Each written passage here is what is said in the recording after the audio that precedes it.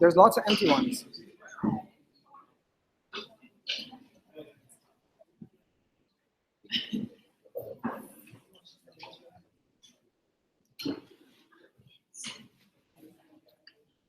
So good afternoon, everyone. Isn't a live stream? Yeah.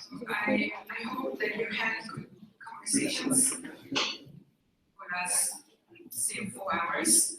I see different facial expressions. I think there, you keep on the side. There are more seats on the front. I think it will be nicer. The front row is filled.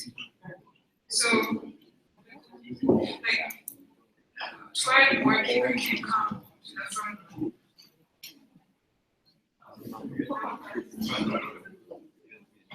Go. It's good. Okay, so Mohammed Sanani, the co-founder of the New Center, is live streaming again. So friends and colleagues in US and Europe are very early in the morning, so watching us. So, and then next to me is Bo, income from Hong Kong University. And we're going to help me to write down so that we all can see what we are harvesting. So, as a proposal, we could talk about in 3 steps.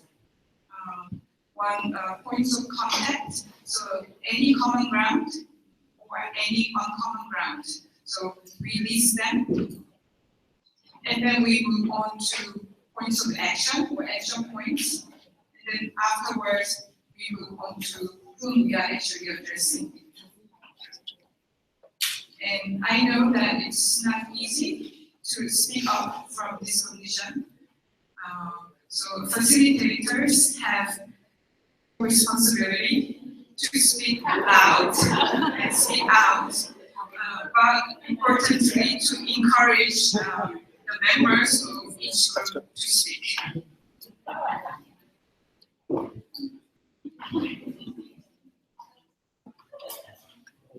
You cannot touch anything in my station if it goes off.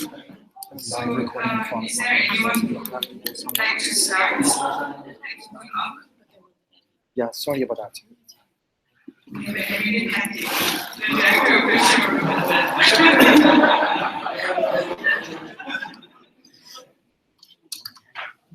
Okay, I think we would either synopsis about and then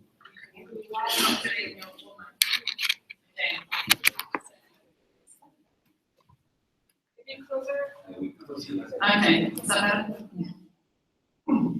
There's also extra mics I'm going to go find, so we can maybe one person to speak. Okay. So we were 2 groups that merged, and then we split in the afternoon. So we had 2 topics that we were addressing. The first was around labour, and the afternoon was about decolonisation. And so in the afternoon we had 2 groups separately talking about decolonisation. So the other group might want to also report on that. So the conversation about labour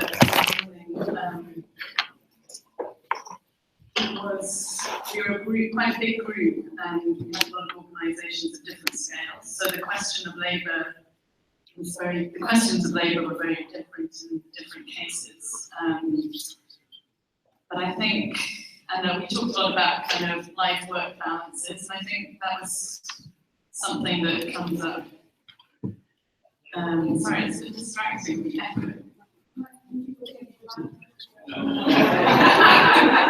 I can just hear myself.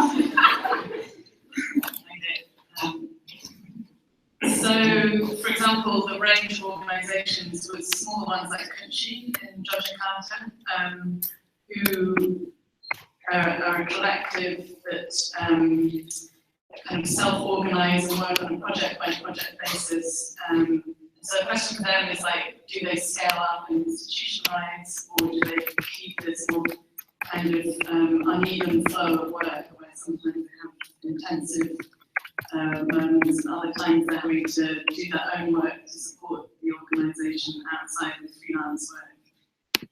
Whereas there were bigger organisations like ICA Philadelphia and who are working within a much more established kind of structure, where questions for them were, now I'm trying to remember. I mean, I think there were more issues of like self-exploitation in relation to, I mean, this is common amongst a number of the organisations, like where does work begin and end, and how does it kind of seep into your personal life. Then we also had an example from Casco, who've been working on an unlearning project, where they've been trying to kind of address institutional habits and change them. And there was a question about the kind of domestic labour and reproductive labour and how that enters into the kind of workflow. So one of the unlearning things that Casco been doing is to try and introduce things like cleaning into their kind of weekly schedule, like about half an hour on Monday actively do clean. So that these things are not things that are kind of either left or kind of people are picking up with and without having a kind of clear role.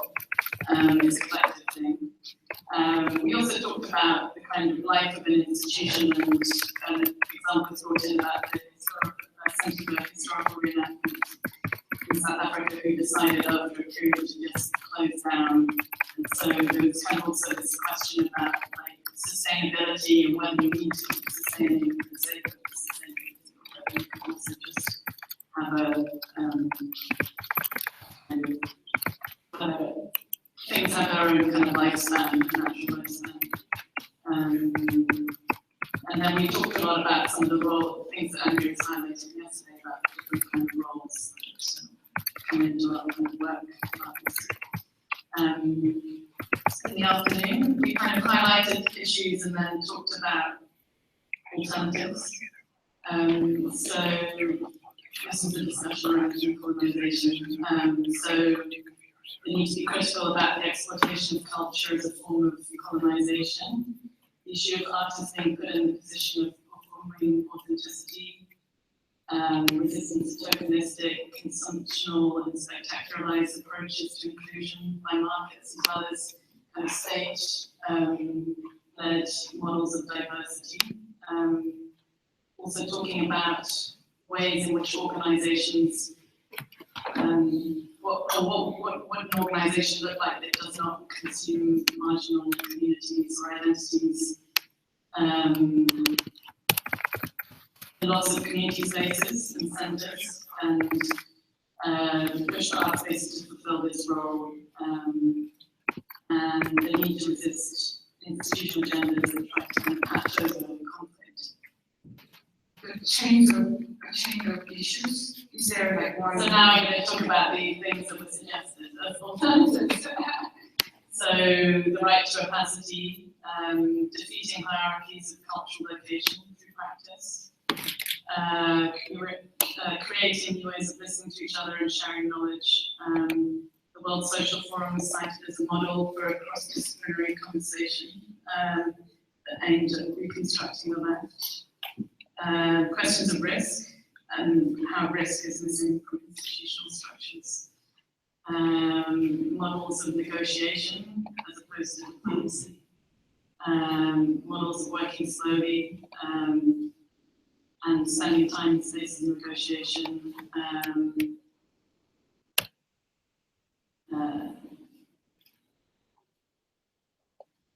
Models of intervention, occupation, and foregrounding and building of relationships over display. And an idea of negative criticality, so thinking about the relationship between practice and theory, and how to work through contradictions. Some of these could be elaborated by members of the group.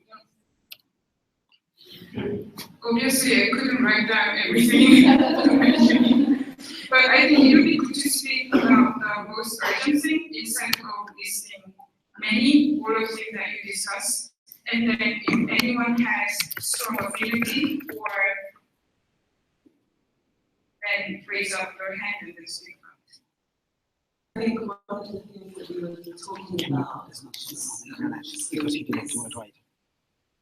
to defeat forms of tokenism. I can't record him. It goes here. And it's this one. It's called I mean, basically, we were talking about a lot of different things, but I think one of the main public things Wi-Fi is access. this I'm on it and I'm broadcasting. So idea how to which one are you? maintain a kind of resistance to the kind of spectacularization Not IP time. of, Yes. of identities in the kind of contemporary art world, which seems to be quite focused on these kind of performances as kind of redemptive tools of culture. Whereas This one. how to kind of think about I'm on it. restraining that and finding a way to resist that. It's the fastest network in the world I've through ever seen in my life. Maybe through having directors or people running institutions that don't that can attract different bodies into spaces. These kinds of to kind of intervene in the institutions. I think we were talking about that. So yes, I think it kind of this kind of self, and then what that does to artists is kind of produce a desire to kind of self-authenticate. For me, this question of how to slow things down and deal with where we are, rather than trying to kind of coming from places where there's kind of conflict. There's conflict everywhere. So I don't know. These are just some of the things I'm saying very badly from this now, but maybe to sum up so that other people want to say something.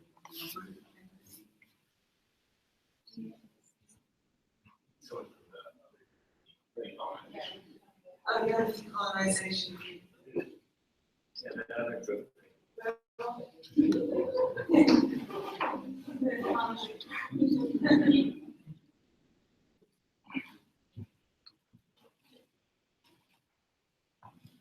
We can jump to different issues. We are still in the beginning. I will do timekeeping.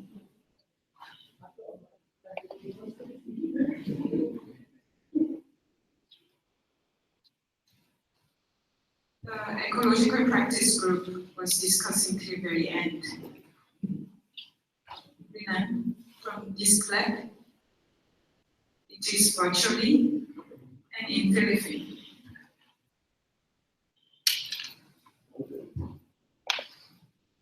If you don't mind, could you stand up? That's better for hearing. Hi. So there are 4 groups that were gathered together in a rather tricky term, ecological practice. So I think we've been discussing a lot of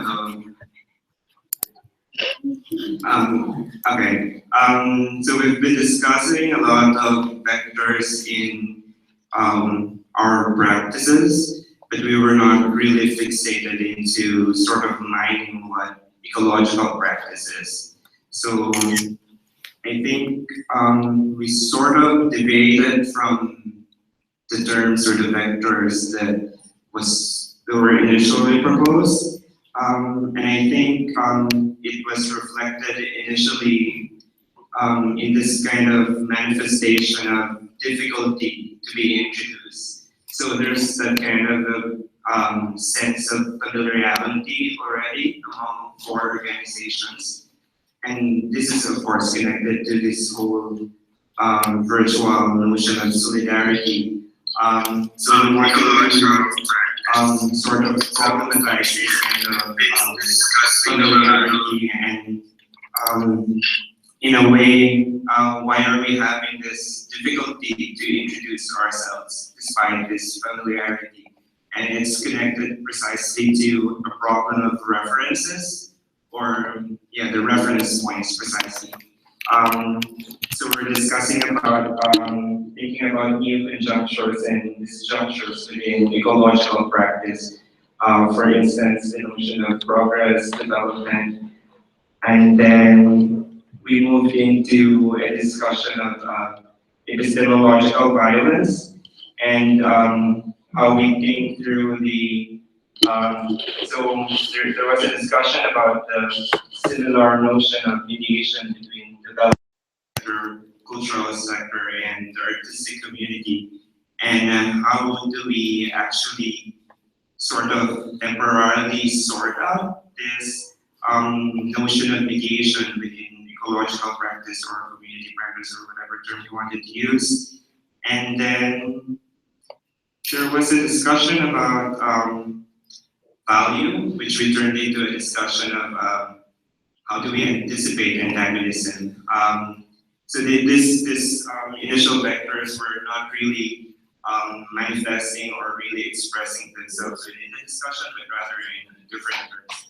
So there's a kind of discussion about antagonism and how it's related to the relationship of vision and critique, and how do you reassert or inflect critique within an arts organization, thinking about arts organization as a composition of bodies, and what kind of coalition of critique can you involve into it, and that sort of arises into a discussion of passion and how this passion sort of connects to the triumphalist or positivist notion of science or the scientific, which was instrumentalized in colonization process, and how we sort of caution ourselves in the discussion of art and its relationship to development, precisely because there might be a dangers of having this sort of positivist art coming from the notion of positivist passionism or like passionism. And then what else? We discussed the notion of the holistic as something that is always traded and like gaining a lot of currency, not just in art but also like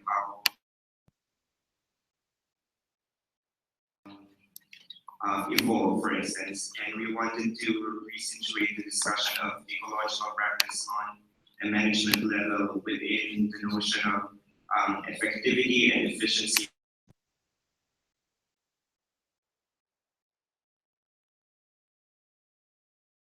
Works as an adhesion, and it connects to the notion of circuits of dependency. And Amador was discussing something about and in connection to the discussion of Anti about materiality.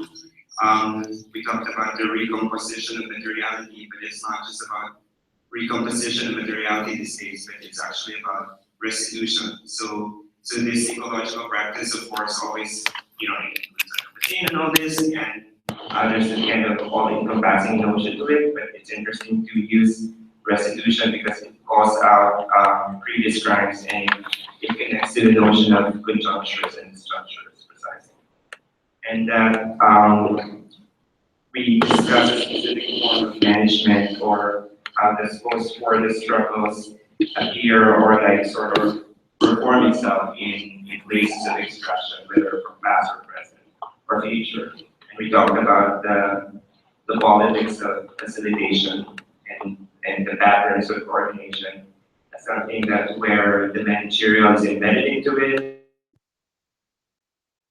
Intellectual practices are more indeterminate. So this kind of displacement and relocation of the discussion into more concrete terms such as coordination, facilitation. So, do you want to add anything?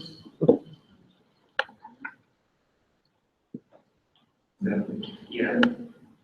Maybe I put a more positive note to what we were talking about. Yes. You might introduce yourself. I am Shin from Taiwan, at the Content Studio. It's very interesting to have somebody working in Africa with the local community in the village You have people working in the forest, in the north, and urban sprawl in Asia. So we seem to be working in very different system and methods, but we found eventually we all have the same vision and mission. And at the end, our conclusion is just like what Andrea said yesterday, we have to collaborate. We found we can collaborate, no problem, because we have the same vision and mission. What I feel would be interesting is to see how the other groups, what is their missions, they care about labor, about decolonization, about whatever issues that can be joining together with us, that can bring a more positive vision instead of saying the negative thing of the ecology. We're hoping for a more positive environment for the future and be able to join us. Hopefully we can work together. Because we know just work on ecology, we work in many other systems too. And I think just one last crucial note that was brought up by Amador was the linking as a procedure and responsibility before setting up contact points. So which is again connected to restitution.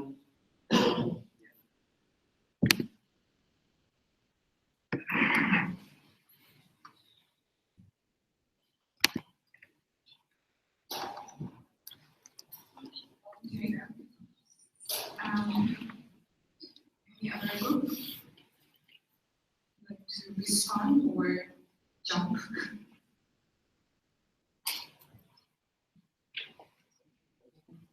Do you mind coming to the stage and afterwards?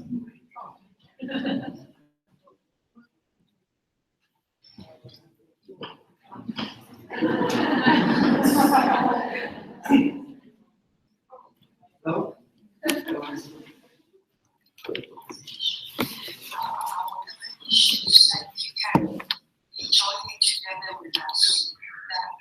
So, the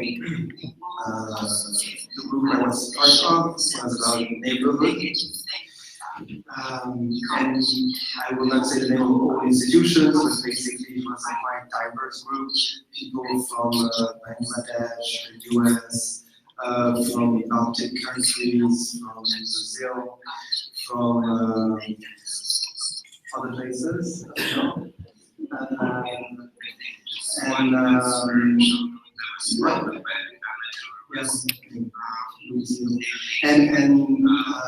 so we were really discussing about the neighborhood. That was something that connected all of us. Honestly, that wasn't like a primary intention. It was more to just facilitate the group. That's why, like here, like I didn't put the. Yeah, we really ended up talking about that. But when we somehow touched issues into scale, value, continuity, but we didn't really, or I didn't as a facilitator understood that I had to bring some elements. So our question basically was, where do you meet the neighborhood? Okay, you don't meet the neighborhood just going down the street. So what is that we're talking about?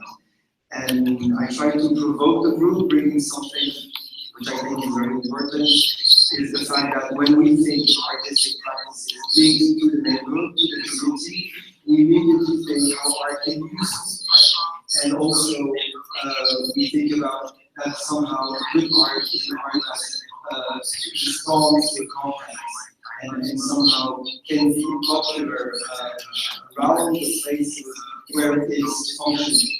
But I try to bring this provocation to the group. If you understand art as a kind of knowledge production, why would art need to be popular? In the sense that you wouldn't ask mathematicians to be popular, or physicians to be popular, or sociologists. So why art has to have this kind of interface, and why is the neighborhood maybe this most critical place for understand and to raise these kind of questions. So what we did, we went around the table and tried to understand how we connect locally. And we had a very different array of reflections. Some institutions basically have to go to different places, maybe a cafe or a karaoke, or a community that doesn't have basic sewage system, and build toilets as a first action to connect, or to meet and bring people together, and then start to develop a project in this way. But sometimes they have to displace the institution to be able to work together. On the other hand, we had some initiatives that said that they had to replace their institution within their context, that they were seen as outlandish, because though they were built by the city, for instance. So they had to really start to investigate within their context to be able and create some kind of awareness in the local community.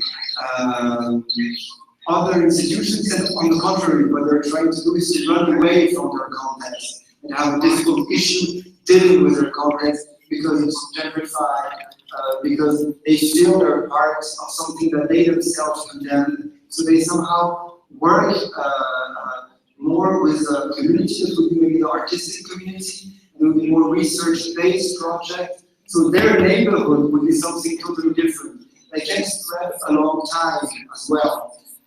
In that sense, this institution in particular described how projects were developed in the 80s, had results only now, bringing people, for instance, from South Africa. The project is based in New York, because they did something with South African artists 20, 25 years ago. So to understand also that community building or neighborhoods change along time and space. And another way to understand neighborhood was also to understand the issues linked to language.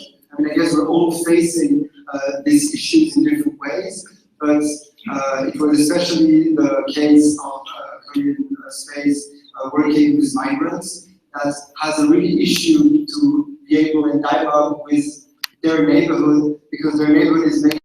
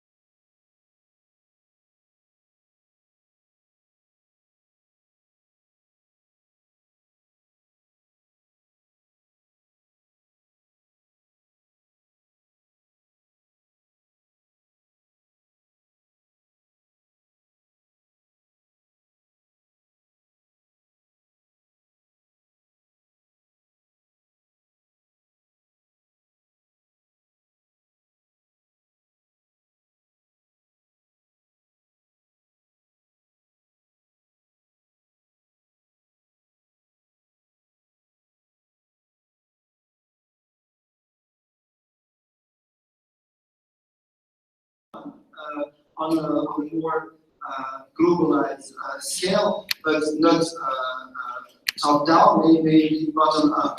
So this idea of a front, what would be a front that we could develop together today? An anti-neoliberal front, or to be a front in favor of something? If it's in favor of something, in favor of what? At the same time, we have to be always cautious, and our friends from Bangladesh brought this very clearly, about visibility. Sometimes invisibility is the best strategy.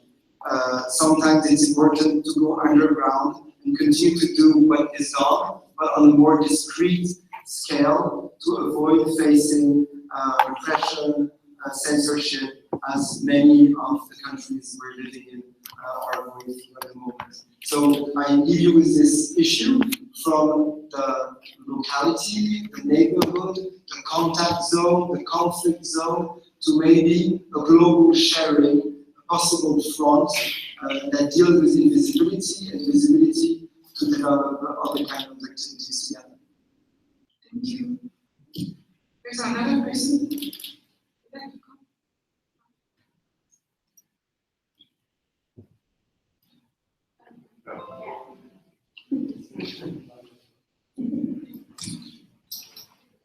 Should I do points of contact or action points?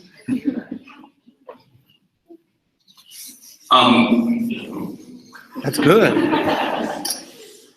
Our organizations and our group were quite different, coming from Japan, Seoul, New York, Auckland, and Brisbane. And so in terms of points of contact, I'm going to focus less on that. I mean, I think we started our conversation around talking about funding structures, which seemed like an important differentiation, but also a common point. It turned out that maybe two of the organizations in our group are either directly or indirectly funded through gambling revenues and a percentage of that. And that seemed like an important point, that looking at actually what funds contemporary art or these kinds of practices and engaging with hybrid models seemed important. So one question is, should we encourage gambling to have more contemporary art? I don't know. I guess another thing that really came up was we started into a discussion also of kind of, to use what might be in some terms a bad word, quality. And there was a provocation by somebody who was part of the discussion, though not one of the organizations, that sometimes, for example, in a biennial context, you ask yourself a question such as, well, we could invite 40 artists and they would each make 75% of their best work. Let's say if there was some imaginable kind of quantitative way to look at quality, or we could invite 35 artists and maybe they would make 90%. These are all made up numbers. And I think that our group as a whole came down quite perhaps old-fashionedly on the side of trying to do less and trying to, even if you can never succeed at getting to this mythical 100%, maybe hitting 95, 98, because of the question of the general value engineering that happens in other aspects of culture and mass culture and consumption. Let's see. I think that and then I think the other thing is that we talked about questions of growth and also this provocation of major versus minor in terms of institutional size, but whether there was a desire to scale and grow, what happens to an organization over its lifespan. One of the groups that was in our colloquium or our conversation said that actually they seem to be doing they're facing the same questions that people at their organization were facing 30 years ago. And that was quite interesting. It seemed like that may have as much to do with context as with intent, because it seems like there may be contexts, cities, countries, localities in which it's possible to kind of remain at the same scale and continue to work in a relatively consistent way over time, versus contexts, I'm going to talk about New York, in which, for better or for worse, the kind of, there are a lot of pressures, both market and otherwise, towards growing or dying. Death became a kind of question too, which I'll come to in a moment. On a practical level, in terms of our action points, one which was very basic was we talked about the idea, which was brought up in yesterday's presentation, about the massive production of exhibitions and publications and programs that actually none of us can really perceive, both because of locality and because of the available time that one has. And so there was a kind of conversation about how if we were to give up our kind of curatorial or directorial egos, maybe we would be much more willing as smaller scale organizations to share programming in some way or to duplicate things, or, and we actually decided within our group that 2 organizations were both working with the same artists next year with exhibitions opening within 2 weeks of each other, half a world and a hemisphere apart, would somehow work and talk with that artist about trying to coordinate or conceptually and logistically streamline things. Another kind of action point, which I should say, is that there was a general consensus in our group that artists should be present in this kind of conversation rather than it simply being the spaces who are having these discussions.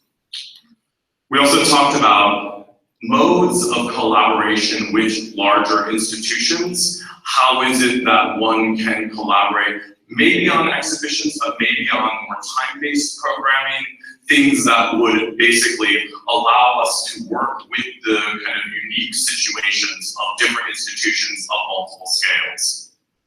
And part of that was a kind of idea of figuring out what things we do, each as institutions that are not duplicated, what are the things that each of us do very, very well, and how could we somehow facilitate the sharing of those things rather than all doing the same things well.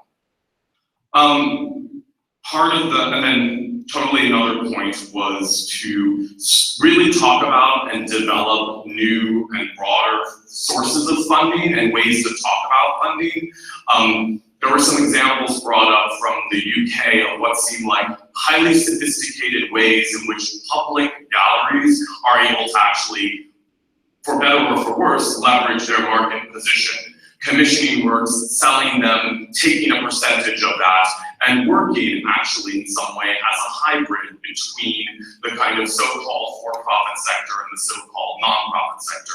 And I think that with the kind of thinking about New York as well, a place in which, and both New York and also in some of the Asian contexts that we were discussing, where it may be impossible to get kind of public funding to cover the activities of an organization such as these, how can we actually position that we have and use it in a transparent way to actually create more sustainable forms of revenue that might go between what's called the market sector and the nonprofit sector.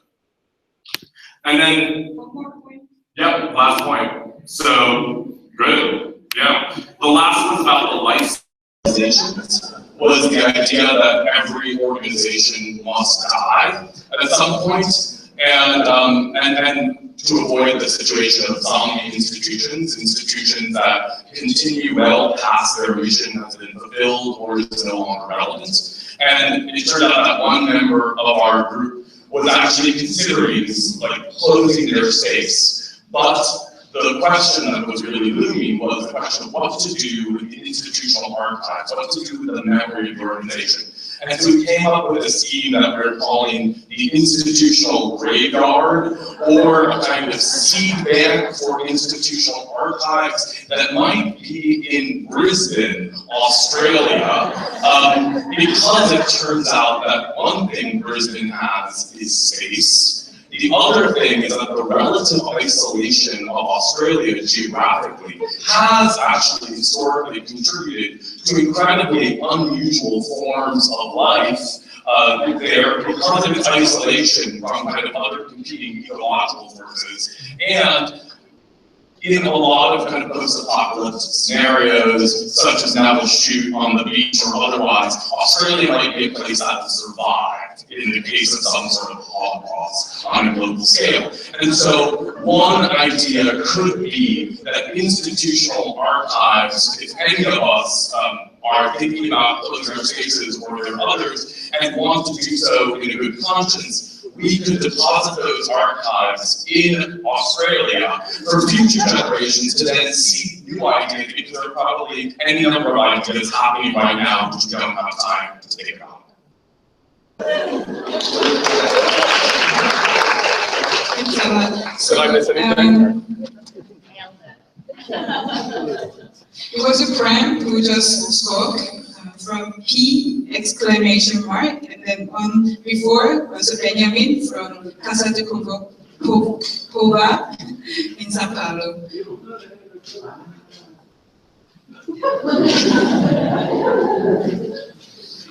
Okay. I think we can hear from two more groups, each for not longer than 5 minutes. And then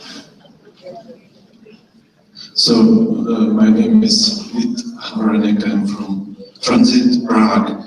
I will not wrap up the whole discussion we had. I will pass on to my colleagues soon, but I would like just to have a few personal comments to the issues we have been discussing. First, I think I noticed was the use of the word fractionality. From the beginning, it appeared like in many cases, and I understand or translate the use of this word as a consciousness, because the organizations discussing the issue of functionality have very different material conditions in different countries, from Toronto to Prague to Birmingham to Mumbai. So I think also the kind of background of the organization that held this discussion is really different. These material conditions are really different. What we kind of found coming around is, of course, current economical order we're all facing. So this order is something global, and here I would also connect it with yesterday discussion about roundabouts we were attending, and there was a Korean historian, and he said one very interesting phrase that until 1980 Korea was facing political dictatorships, and since then it's facing economical dictatorship. And I think we all can kind of agree with this definition that there is a certain economical dictatorship that is applied or implied on our institutions. And this idea of functionality is connected with this economical dictatorship, meaning how an organization in current economical order can actually develop its own internal procedures that are in relation with the goals, with the values we are defending, with the artistic practices we are defending. We have to kind of internalize this responsibility that artists are, or kind of external communities are bringing in, and we have to apply it also on the conditions of our own organization and on the behavior and policy that this organization is developing. So this is one point.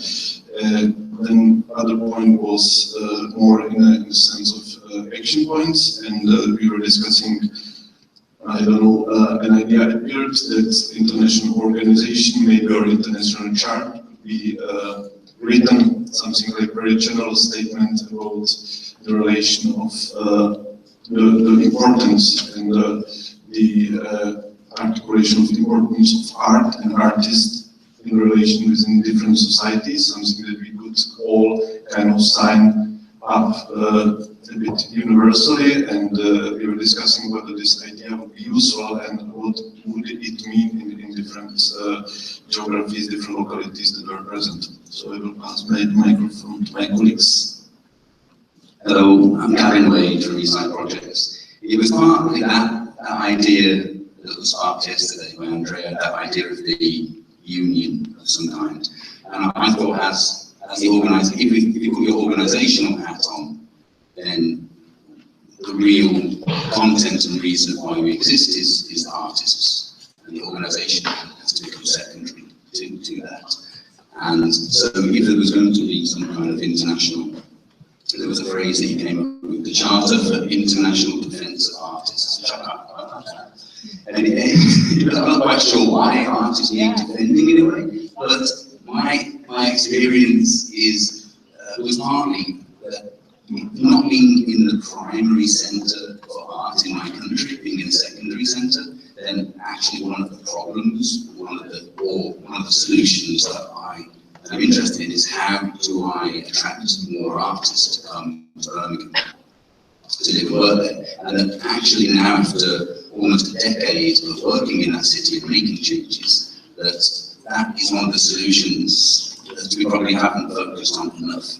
So I think as a strategy, that seems key to me. And I think that may, and I like the idea in general, that you just say more artists come here. Although there was some from bar projects that are saying, well, everyone wants to be an artist anyway, which was a little bit of disputing, but they proved the case by saying that they've spoken to many people, with their engineers or lawyers, etc., but they don't really wanted to be artists. But that just makes our case easier to argue in a way.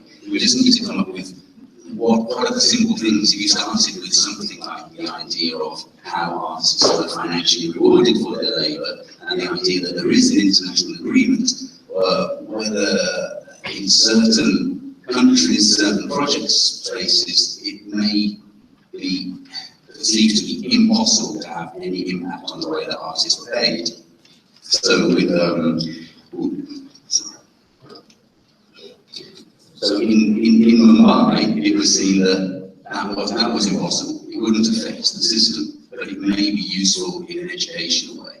It may be able to begin the start of putting out the idea that artists are perceived in a certain way by society.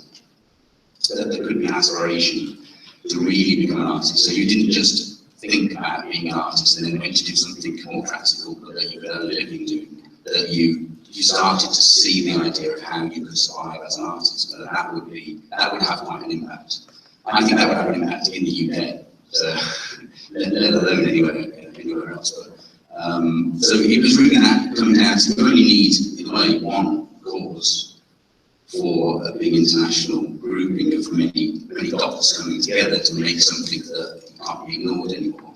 But it was just we didn't really come up with the absolute reason why for each of us that would make sense above and beyond the idea of the administration. So there was still a challenge there because we didn't come to an agreement. I think there were quite a lot of differences amongst us, which was interesting in a way. But I think that still that primary idea that it is the artist. There was some questioning of it saying, well, what about curators and what about all the other people who administrate paid? But there was a bit of a consensus at the end that you pay artists well, and artists are the primary focus of all of these things. Biennales do not exist without artists. The Biennale itself is a secondary or tertiary structure that the artists are primary of. So why are the artists not the best paid people within the Biennale is the question that we need to come together to solve. Great.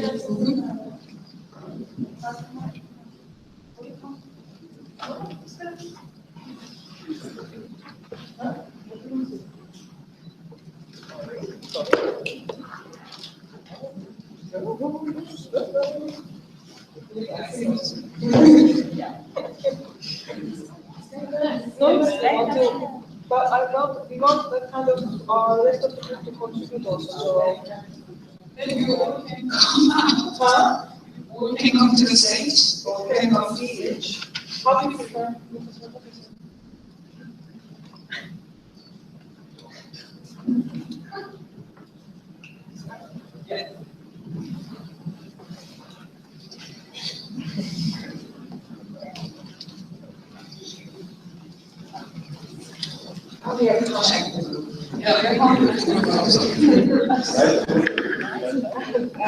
So our working title for our group was Other Modes of Production. And actually, Jayan from Work on Work came up with a very important question. We say other modes of production, but production of what?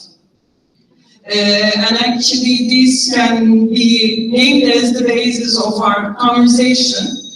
And I would say that we really spent good time in getting to know each other, because we realized there are so many things that we can talk in face rather than looking at the website.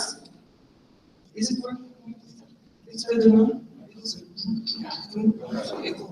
Echo.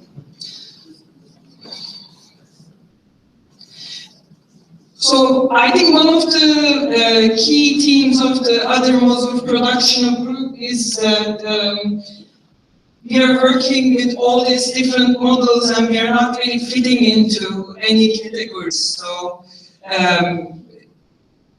photography school in Dhaka works with a particular structure, Cadiz works with a particular structure, Spot also as well, and Yama and Mehave has a very particular also attitude and relationship with the context. And I think in that sense we really also discussed of ethics of working together. And how can we really take this ethics of working together to another point. And I think another general sense, one of the things that we were very honestly talking in our group was that the feeling of being stuck. Because we are all feeling that this is something new is arriving, a new period. I don't know how to call exactly, but something is in the air, and we feel the responsibility to somehow react against it or to work with it. And this is really like something, in all of these different geographies, in all of these different contexts, it was a very similar feeling.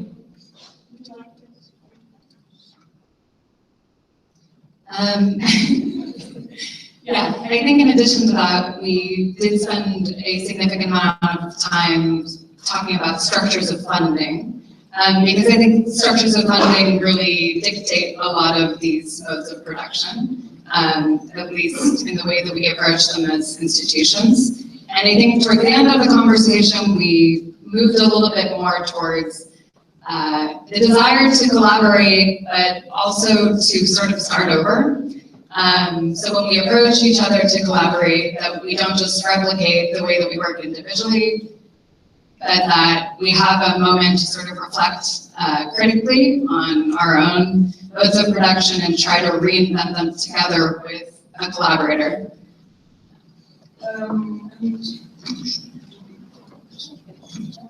And we also talked a lot about the control, the issues of control that we are all experiencing, and some censorship issues as well. So this seems to be also quite a widespread thing that we are experiencing, even like much more stricter models of control or our production. And in that sense, we spoke of the situation of Yama in Istanbul, the public screen, and how it actually is connected to the whole political context and the cultural, let's say,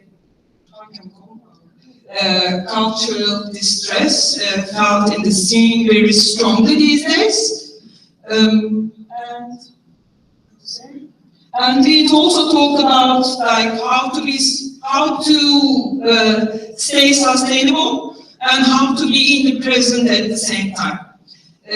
Because we feel that in all our different models, it's a particular thing that's very important to be able to do both. And maybe as well the tension between the two. So thinking about, institution building and longevity, sustainability, but also the value of really thinking about the present and not trying to project too far into the future, has a lot of value and does something that maybe has a stronger impact in that moment. I don't know if you want to add something, and I would like to ask the other members of our group. I just want to say that there was also a general sense of frustration with the lack of time, so we were kind of racing all the time, and maybe our action point came out of that. It was, it started from a rather general discussion on discontent with the format of biennial, and then what is useful, what used to be useful about biennial, what could be useful about this particular one, and from ARC actually, the local participant from Work on Work, proposal came that this kind of forum is obviously particularly useful, and that maybe next time biennial, that we should make a letter to the foundation. Yeah, can you elaborate on his proposal?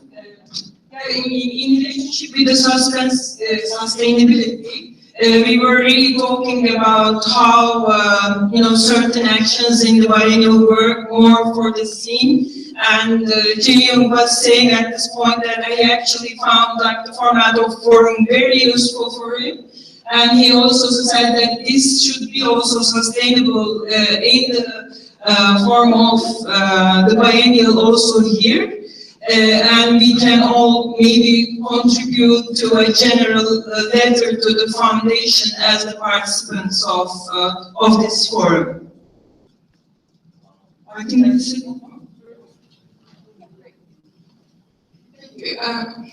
Over, would you like to introduce all of you? Over. My name is Özgür Durmusoglu. I am from Istanbul and Berlin, and I'm working as curator director for Yama Public Stream. And there was Heidi from Cadiz, San Francisco, and Natasha Yish from BHV in Zagreb. So your speakers of the group. Great. Thank you. So I believe there must be much more that you discuss, but I see here 1, 2, 3, 4, 5, 6, 6 points that were addressed more than 2 times. So it would be great if we move on to action point, but while addressing action point, you always can come back to this, of course. So others who didn't speak, please raise your hand and come in. And then here, so I'd like to invite Andrea to drive us further to making action.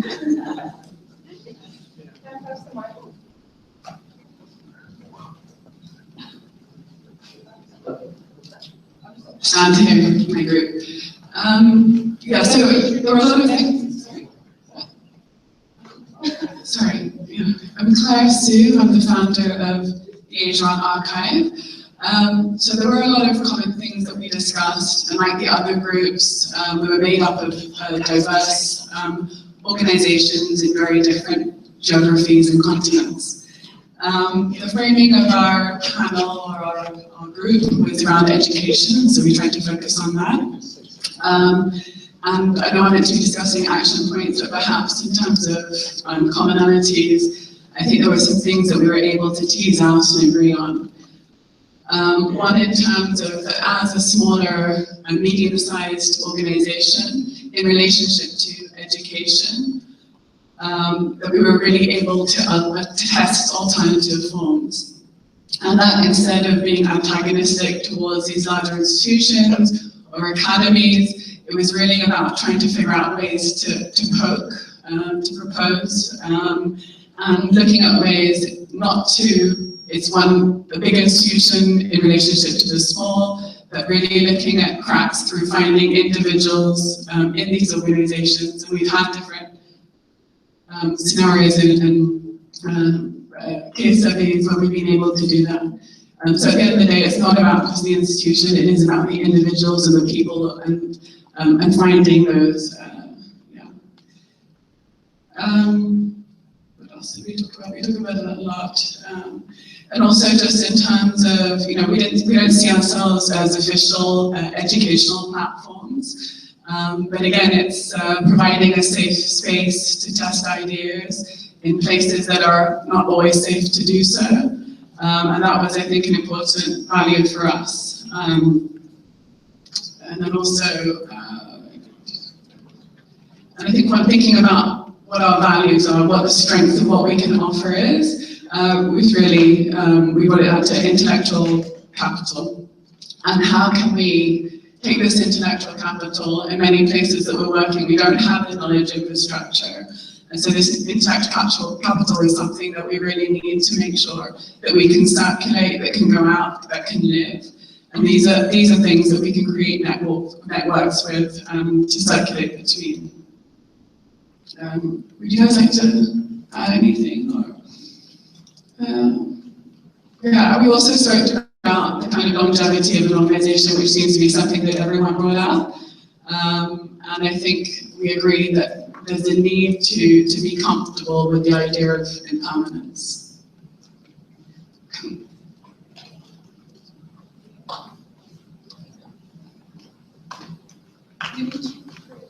Yeah. Dimitri from Citadel.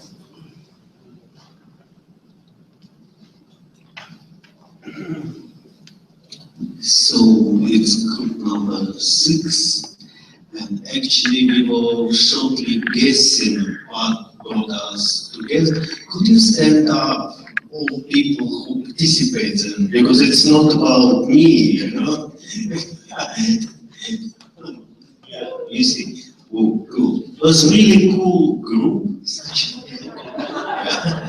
And actually, from the beginning, we discovered that geographical and contextual differences are so deep that you can hardly match them. Because if people from Vancouver, from Indonesia, Oslo, Russia, Tehran, and it's so far, it's really unmatchable in many ways.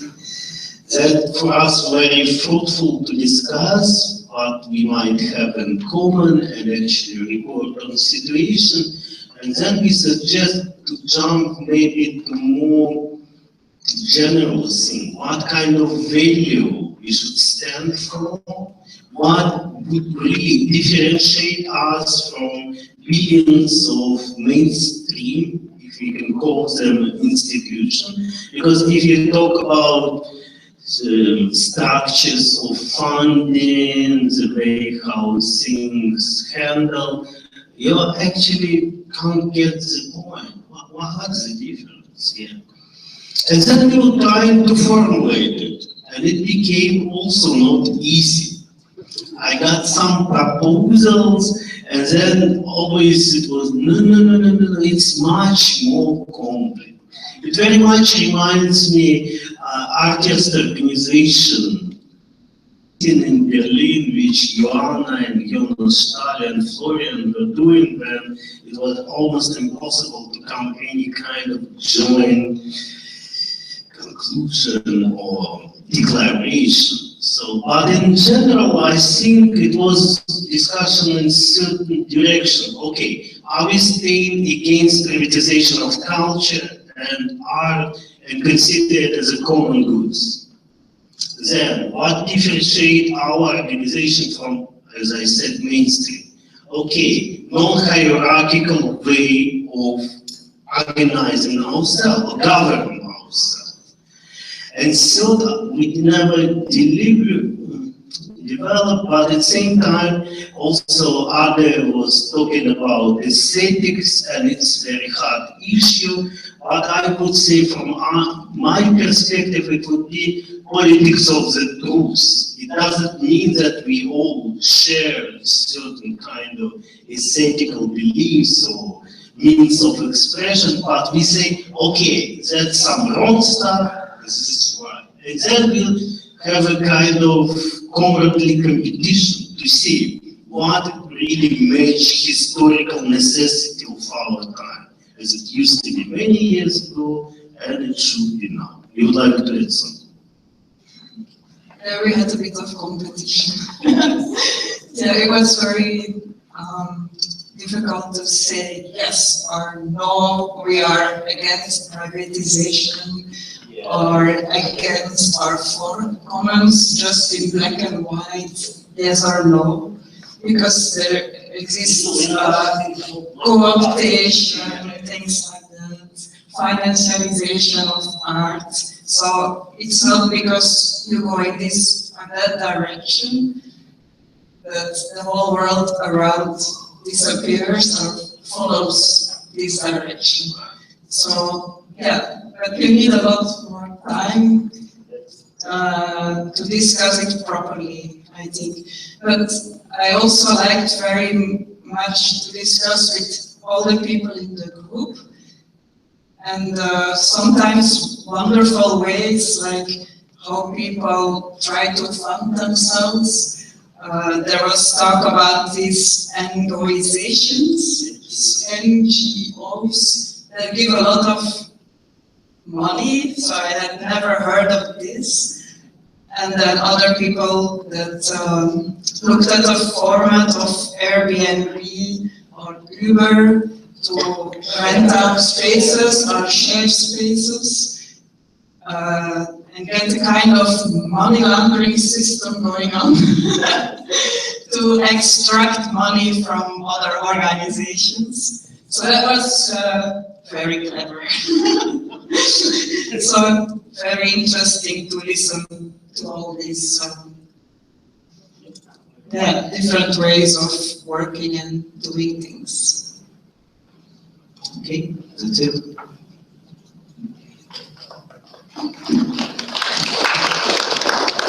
Thank you. Andrea, you'd like to jump? Are there any other people that haven't reported? There's one. Yeah, our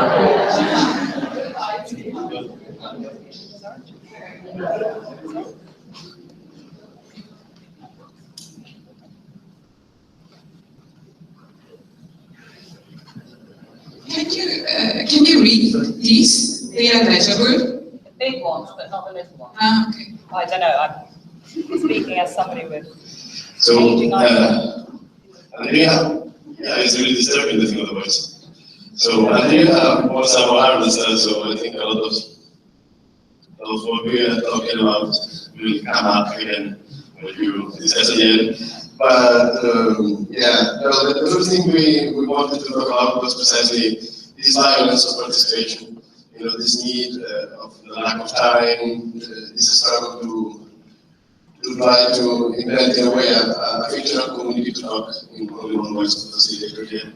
That of course is something we don't like, but it happened that we were developing the discussion together, and the last thing we did was to have lunch. It was a kind of a togetherness, so a kind of a community was being built anyway. So we're not going to give any compassions or output, but more like questions or problems we exposed together as a kind of sort of had a commons to talk from, in our position from where we need to speak really.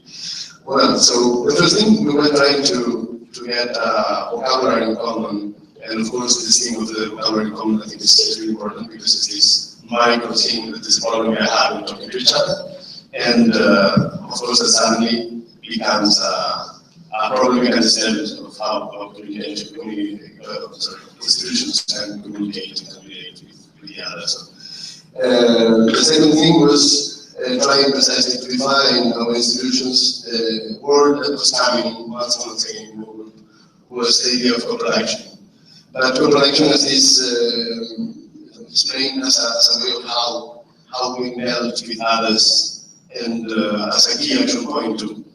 So it's like this thing of how an institution responds or answers to the decisions of the others in society in terms of already, let's say, already made groups or communities or associations that approaches us like looking for something new, just to offer a project and these things. So this kind of how we co-produce in this sense and how we produce also with the audiences themselves, not always participatory audiences. So it's these invisible groups we have, for example, now with the technologies and everything that are following us and are providing answers and providing also requirements because they're expecting something from us as an institution and how we incorporate that as a way of what we used to.